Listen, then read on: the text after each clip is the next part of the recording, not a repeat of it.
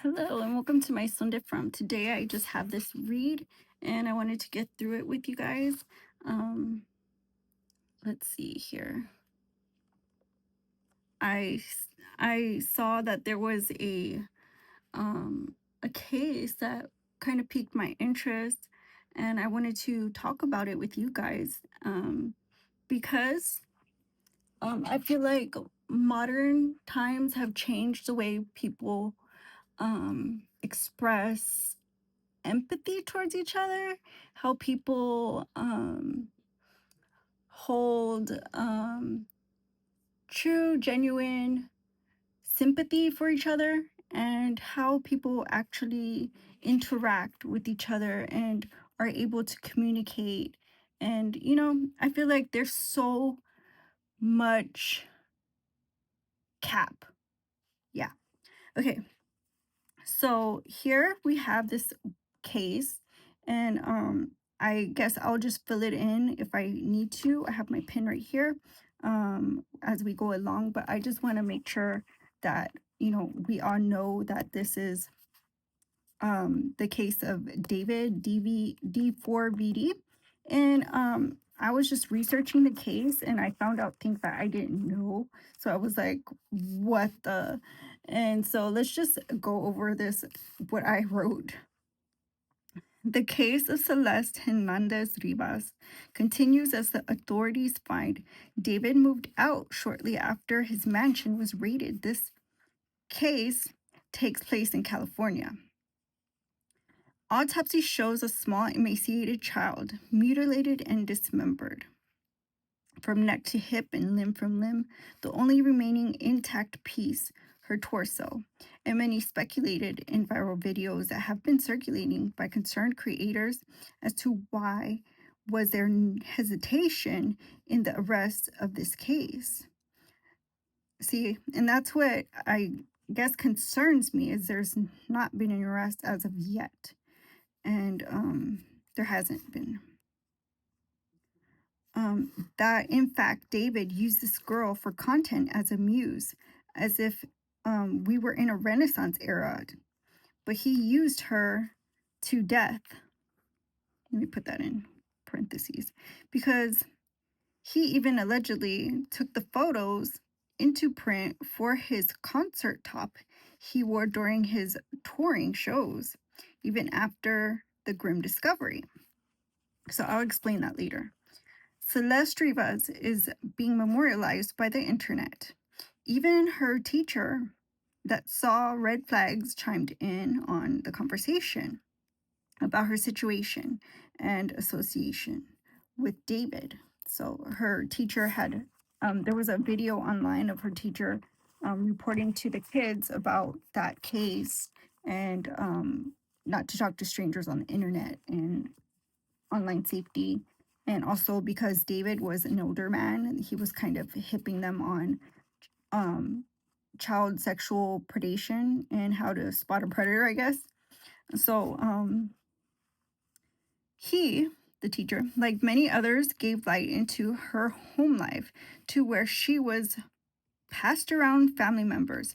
And even though she was academic and fairly quiet, she somehow fell into the hands of a 20-something-year-old aspiring singer. So I put in quotations aspiring singer, because he is an accomplished vocalist, but he is not acclaimed to any notoriety as per pop culture, and that's what we go by.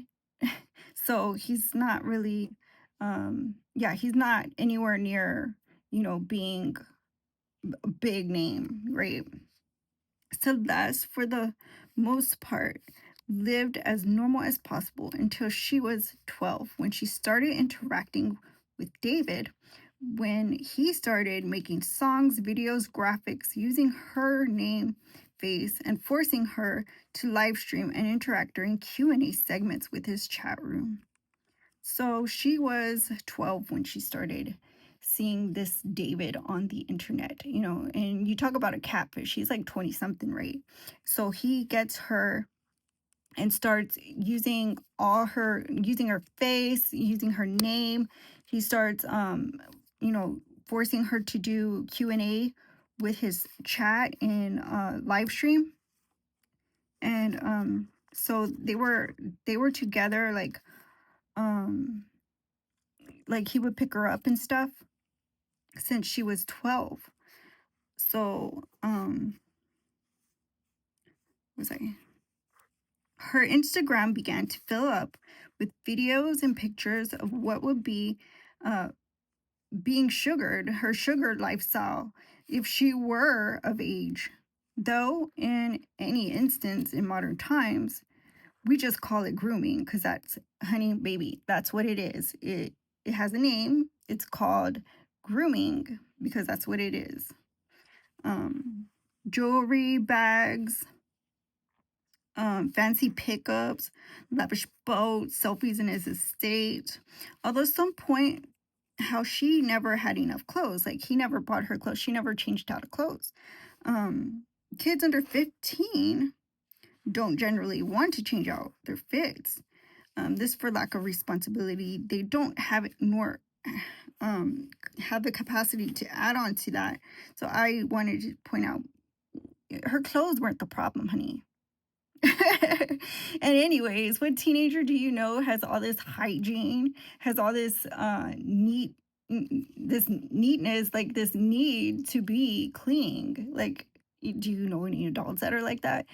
So when they're teenagers, definitely they're not gonna want to change their hoodie. They're not gonna want to you know brush their teeth and do their hair up. Like they're just not gonna want to change their clothes and fix their room, and they're not gonna want to wash their shoes, and that's how kids are. um I did clue into one thing, right, that deeply disturbed me, and I'll write right here why it disturbed me. Because when they found her, she only weighed 70 pounds. You can see her pictures where she's a healthy, robust child. And I think in this instant, it kind of caused people like, well, she looks 15. She wasn't 15. In those pictures, she wasn't 15. So I think for, the concern of any parent, I think that's like her going down to 70 pounds alone is, you know, red flags. But the fact that she had weight on her and was able to pass off because that's what he needed, that's also yeah, that's grotesque, right? So maybe it wasn't so. Maybe his neutrality, right? That was the red flags. Now is enough evidence not only for me but the world to see he clearly just never gave a fuck. He didn't care for her, he about her, and he shouted from the mountaintops using a Tesla. He used a Tesla. Why? Because Tesla's cost, and he wanted to make sure everybody saw what his dirty deeds, his disgusting behavior led him to, um, just disposing of her, um, murdering this child. I don't care, his attitude, right? I don't care about this female child, for this is not just any old case. It is a case of femicide, right? Because you get the old era, Renaissance era muse, that in fact to me was a femicide, just like in Juarez, just like they do in any place where they continue um, having any old reason. You don't have a reason to take somebody's life. That's they're human beings. Especially if you're targeting girls, because even if it's for the simple fact you can get away with it, it's still femicide. she would leave, and for months, the police, her family, her friends, her neighborhood, people who knew her around town searched for her every single time. And all the while, his Discord was filled up, even talking about pregnancy at some point. And every time they returned her, she would change schools. But this time, after graduating junior high, she didn't come back. She didn't get to come back home. And nobody will ever know what really happened, you know, to get David's tours in motion, right? Because he used her as the muse. All I know is this. David was from Houston, was in the middle of a tour when Celeste had been found in the back of his Tesla. She had been missing for a year and um, he had gained momentum using his fan base to crawl to the top.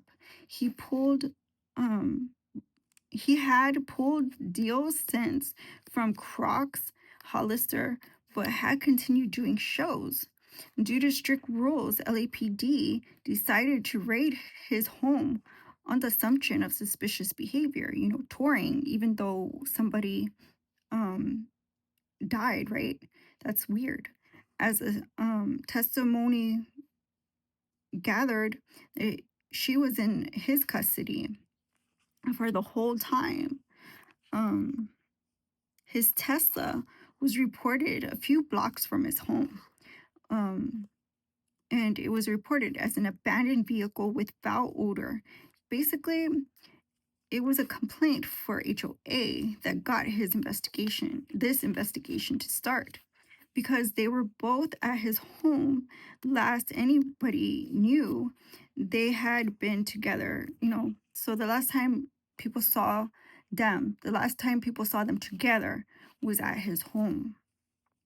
And those reasons, they are looking into whether the house was the location of the homicide. So I left some space for notes.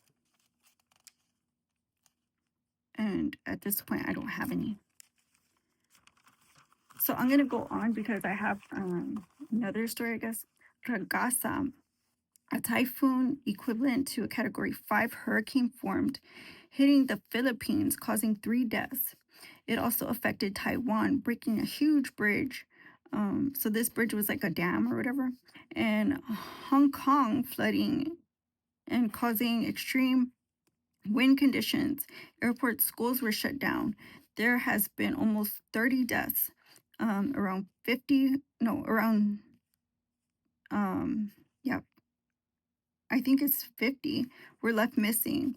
$1 million in damages. It since has turned into a tropical depression and is heading toward Vietnam. So prayers go out to all the victims and people affected. Ragasa continues, so thoughts and prayers out to everybody out there in its path. This morning, a sniper on rooftop targeted 3 migrants. One survived. One survived. 2 died at the hospital. The shooter was confronted by law enforcement and killed himself with his own weapon. There was a lot of discourse online whether it was politically motivated. I like to point out needless, senseless acts of violence is stupid. The message was clear. It was hate, and hate could only lead to death. The most boring topic to rot away waste brain cells on, should they have any, and all they use those 2 cells for is to plot and plan, expending so much time, money, and energy for no reason. Clearly, this stupid idiot also used death for an exit strategy. Now, everyone died except the one. Just pure stupidity. Now, I have something I wanted to share. Also, Harris County Sheriff Office dispelled serial killer rumors by holding press conference, which people were so excited and only had one common question: is there an investigation? And yes, although of course there is an open investigation since oh, and by the way, there were 15 bodies pulled around the same time this fall, and all of them were found in the Houston Bayou.